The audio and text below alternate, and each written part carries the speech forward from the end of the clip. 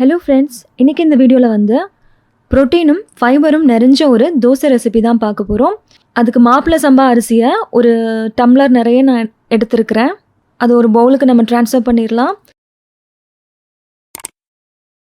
இப்போ அதே கிளாஸில் அரை கிளாஸ் அளவுக்கு பச்சை பயிறு சேர்த்துக்கோங்க. ஒரு கிளாஸ்க்கு அரை கிளாஸ் ரேஷியோ ரெண்டுமே சேர்த்தாச்சு. இப்போ இதை நல்லா ஒரு 2-3 டைம் வந்து நல்லா வாஷ் பண்ணி எடுத்துகிட்டு வந்துடுங்க. பாருங்கள், வாஷ் பண்ணியாச்சு.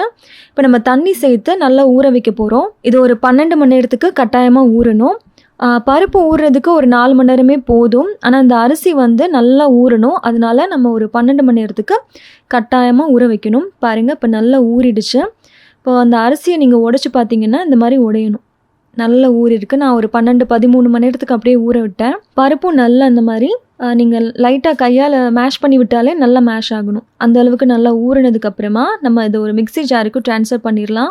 மிக்ஸி ஜாருக்கு ட்ரான்ஸ்ஃபர் பண்ணி கொஞ்சம் கொஞ்சமாக தண்ணி சேர்த்து இந்த அளவுக்கு நல்லா ஃபைனாக ஒரு பேஸ்ட் மாதிரி ரெடி பண்ணி அதை ஒரு பவுலுக்கு நம்ம ட்ரான்ஸ்ஃபர் பண்ணிடலாம். மிச்சம் இருக்கிற அரிசியையும் பருப்பையும் மிக்ஸி ஜாரில் சேர்த்து அதையும் நல்லா ஃபைனாக அரைச்சி எடுத்துகிட்டு வந்துடுங்க. பாருங்கள், அரைச்சாச்சு. பவுலுக்கு நம்ம ட்ரான்ஸ்ஃபர் பண்ணியாச்சு.